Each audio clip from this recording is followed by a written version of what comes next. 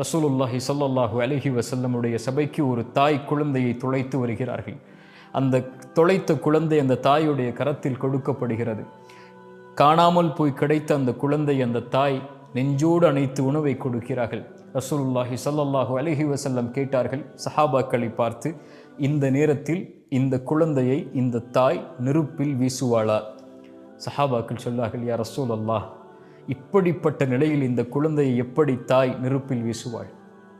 ரசூலுல்லாஹ் சொன்னார்கள் ஸல்லல்லாஹு அலைஹி வஸல்லம், அல்லாஹ் அவன் அடியார்கள் மீது, அவன் நேசிப்பவர்கள் மீது அன்புடையவனாக இருக்கிறான்.